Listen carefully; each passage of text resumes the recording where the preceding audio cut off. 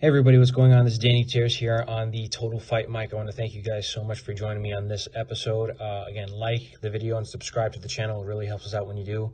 I wanted to give a huge shout out to my video editor, Patrick Lesnicki, for editing these videos and posting them up. Again, thank you so much. On January 25th of Saturday of 2020, Total Fight Challenge will have its first ever event on a Saturday in a very long time, and it will actually have its first ever event in the Cicero Stadium in Cicero, Illinois. So get your tickets now. They are on sale. It will be a stacked card, so please attend the event. The new venue will really help us out when you guys do, and thank you guys so much for your support. For those of you who were at the Swanson Center in Bedford Park, thank you guys so much.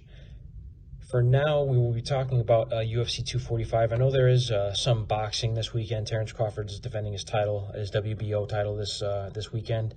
But regardless, we are going to keep it MMA here on the Total Fight Mic. I know usually we dive both into, a little bit of boxing and kickboxing. Again, Rico Verhoeven will be defending his heavyweight glory title against Badr Hari sometime this month. It's a highly anticipated kickboxing bout that you could watch on UFC Fight Pass. However, UFC 245 will have 3 title fights. It will have the women's featherweight title, the women's bantamweight title and featherweight title holder, Amanda Nunes, taking on Germaine de Randamie, who was also the former 145-pound women's champion. Germaine de Randamie had actually won the title against when Holly Holm, the former UFC bantamweight champion, and that was a pretty controversial fight. Germaine de Randamie had landed a couple shots I believe in the 3rd and 4th round after the bell, in which Joe Rogan had prompted, at least verbally prompted, that the referee should take a point away. But the fight ended up going to a judge's decision, and the judges actually gave the fight to Germaine de Randamie. So, and then you could argue that Holly Holm did win that fight, but again, nevertheless, Germaine de Randamie is your former UFC featherweight title. I say former because she didn't want to fight Chris Cyborg when they were trying to introduce Chris Cyborg in the UFC when she was entering the UFC, when they were negotiating her contract. So what had happened was Germaine de Randamie did not want to fight Chris Cyborg, did want to defend her title, but did not want to defend it against Chris Cyborg. The UFC had ultimately stripped her of her title, and the vacant UFC featherweight title was up for grabs when Chris Cyborg took on Tanya Evinger, who was the former Invicta 135-pound champion. And ever since then, Germaine de Randamie has pretty much been a dark horse of the 135-pound division and the 145-pound division. She did come back against Raquel Pennington. Wasn't a lackluster performance, but it took her a little bit to get kind of the ring rust off of her. And in her last fight, a main event against Aspen Ladd, she pretty much cleaned her clock and knocked her out. You could argue that that fight was stopped a little bit prematurely, but nevertheless, she did get the victory. So she is riding a win streak, and her last loss actually came at the hands of Amanda Nunes, and Amanda Nunes has actually stepped up her game ever since she became champion against Miesha Tate, at UFC 200. She's knocked out Ronda Rousey. She's finished Raquel Pennington. She's actually knocked out Holly Holm with a head kick of her own. So Amanda Nunes has really stepped up to the plate as champion. Don't forget, she even knocked out Chris Cyborg in the first round, in that first round war with nothing but overhand rights and put her on her butt. So when it comes to this fight, Amanda Nunes has really tightened up her technical striking, and in her last fight against Germaine de Randamie, Amanda Nunes is a Brazilian Jiu-Jitsu black belt, so she actually caught a kick that Germaine had thrown. It did land, but she grabbed it and took her down and just kept advancing position, eventually advanced to mount and had ground and pounded her out. The referee had seen enough and waved the fight off. It was at a UFC Fight for the Troops event. So this will be a very high-stakes bout. Again, the former featherweight champion against the current and reigning featherweight and bantamweight UFC champion, women's UFC champion in the UFC. That will be your first title fight, and that will be a very high-level fight. I'm very excited for that fight and cannot wait for that first title bout. So the second fight that I did want to talk about, the second title fight on the card, is the featherweight champion, the men's featherweight champion. Max Holloway will be taking on the featherweight challenger, the featherweight #1 contender, Alexander Volkanovski. Now, this is a pretty interesting fight because Alexander Volkanovski is a gentleman that used to walk up at least 200 pounds plus when he was playing rugby in Australia years and years ago, before he decided to become a full-blown professional mixed martial artist. He's short, stocky. You wouldn't assume that this man was walking around at 200 pounds, but he was. And when you watch the UFC Countdown, he comments on how small these featherweights are, and it's pretty interesting because he actually knocked out Chad Mendes, took his best shots, and eventually ended up putting Chad Mendes away in the second round in their bout in Australia. And then you see Alexander Volkanovski take on the consensus one of the best featherweights of all time, in Jose Aldo, and pretty much outworked him, outsmarted him. Was disrupting the Jose Aldo's stand-up frequency with the clinch and utilizing the cage to try to you really try and smother the rhythm of Jose Aldo. Jose Aldo just really couldn't get started in that fight, and Volkanovski found a way to win. It was all up in his face. He does train at City Kickboxing with guys like Israel Adesanya and Dan Hooker.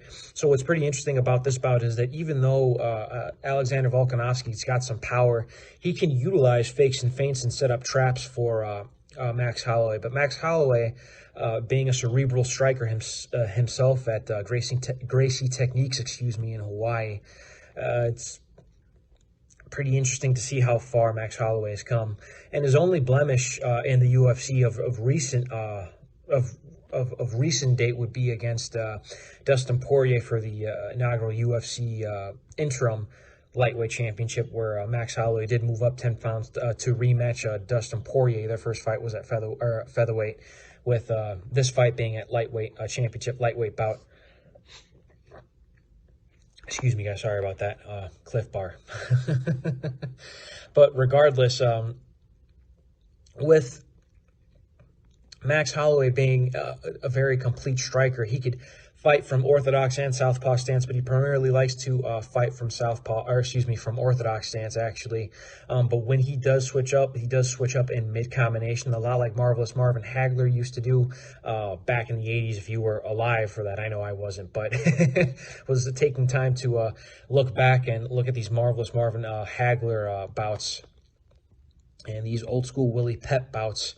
And you could see the switching of the stances and the cutting of the angles that Max Holloway utilizes and borrows from these guys, from these old-school kickboxing bouts. He does some things that Manson Gibson does too, specifically because of the fact that Max Holloway will utilize the faking and feinting a lot like Alexander Volkanovski's camp at City Kickboxing does.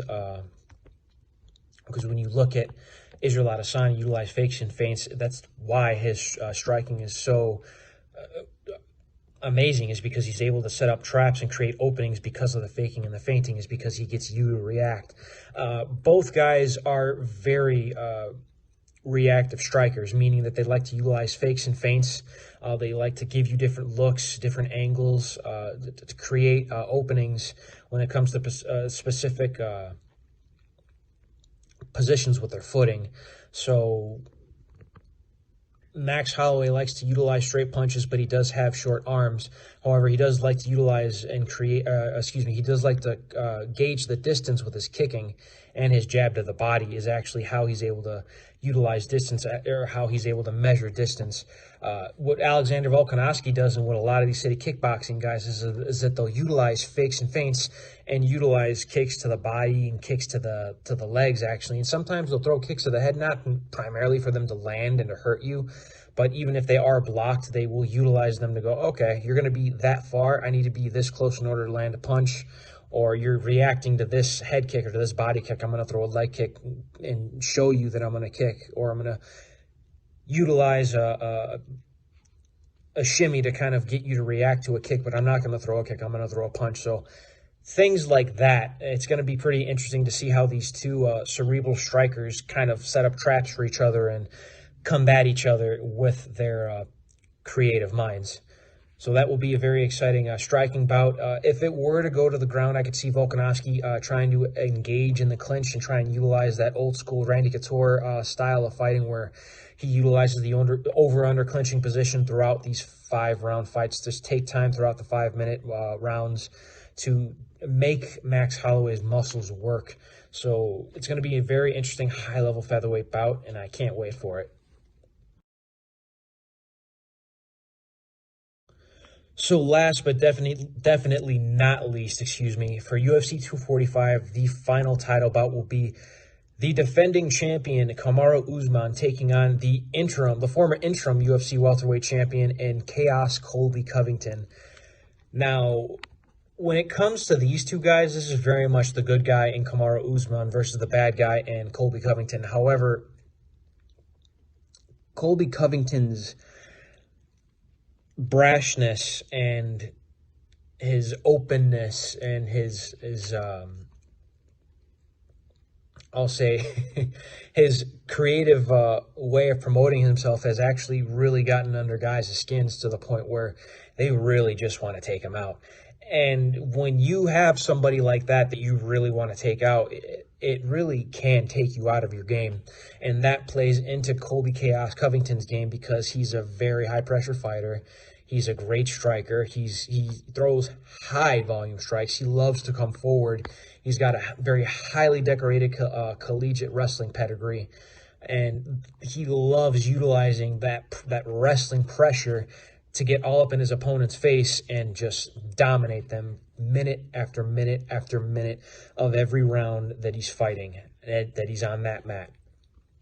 Now, Kamaru Usman, the exact same thing could be said for Kamaru Usman. The exact same thing. However, when it comes to his striking, Kamaru Usman's striking is very selective. Now, when you look at Colby Chaos Covington, he trains at American Top Team under Dan Lambert and Conrad Silverio, and he trains with guys like Thiago Alves, and he has a litany of different guys to give him different looks when it comes to his overall mixed martial arts game. Guys like Mike Thomas Brown, the former WEC featherweight champion.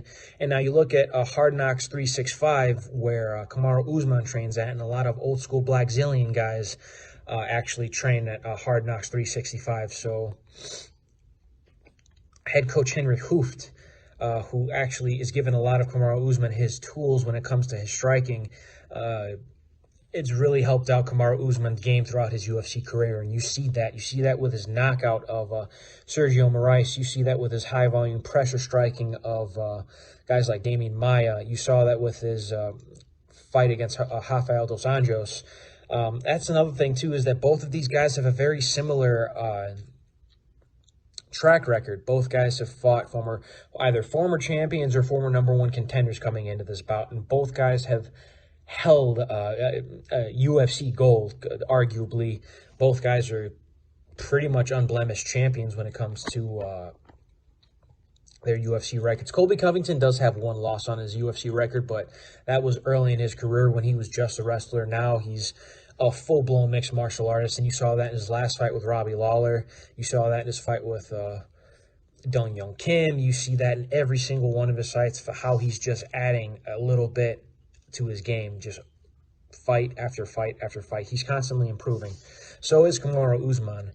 Both of these guys are very high-level wrestlers. On paper, Colby Covington is the more decorated wrestler, simply because of the fact that Kamaru Usman is NCAA Division III All-American wrestler. Now, not to say that that's big detriment, because Kamaru Usman was able to out-wrestle and out-grapple and out-position Tyron Woodley. And Tyron Woodley's a higher grade, a higher division wrestler collegiately that Kamaru Usman is. But Kamaru Usman, again, stayed in his face and just didn't give him any room to breathe. Kamaru Usman is a little bit more. He's way more selective of his shots.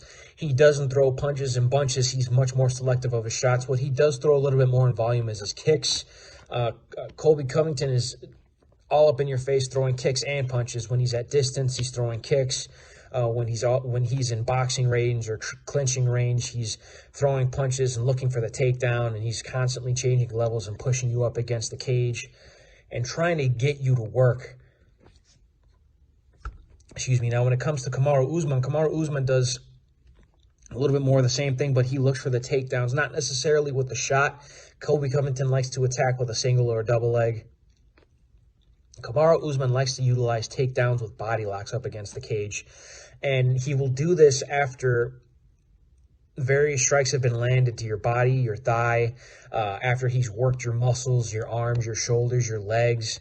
Kamaru Usman wants to get you to work so that he knows when he goes to take you down that you are exhausted, that his striking has made you work to the point where that you just want to get taken down so you can take a little bit of a breather. But when you get taken down by either of these guys, they are going to smother you with their positioning, their wrestling pedigree, so they're going to cross-face you with their shoulders and just smother you and not give you room to breathe, or they're just going to soften you up with ground and pound and look to advance position so that when they are in the most superior position, which could be side mount, full mount, or back mount, which is something that Colby Chaos Covington and Kamaru Usman are do very well. The both of them do very well, excuse me. It gives you a lot of problems, and I say this all the time, when you have guys with a long reach that learn how to take advantage of these very tight positions, these very tight gaps, when it comes to these grappling positions, you have something special. You have something special.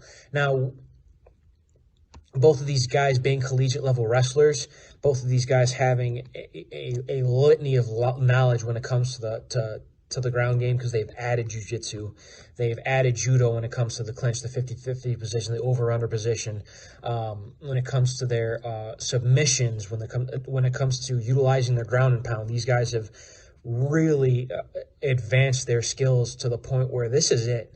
This is the elite of the elite of welterweights throughout mixed martial arts history. In my opinion, you've never seen anything like this. You've never seen welterweights this high at a level since George St. Pierre. So with 3 title fights on the line and each one of them being extremely exciting, this is the one that is most exciting. This is the one that is going to be the most watched. This is the one that is really going to turn the welterweight division on its head. And a lot of questions are going to be answered in this fight from both gentlemen. So again, I want to thank you guys so much for watching this episode of the Total Fight Mike. Again, my name is Danny Gutierrez. Again, like the video, subscribe to the channel. It really helps us out when you guys do. Again, Total Fight Challenge will be at the Cicero Stadium in Cicero, Illinois, January 25th, 2020. Saturday, tickets are on sale right now. Thank you guys so much, and I will see you guys in the sequel. Bye, everybody.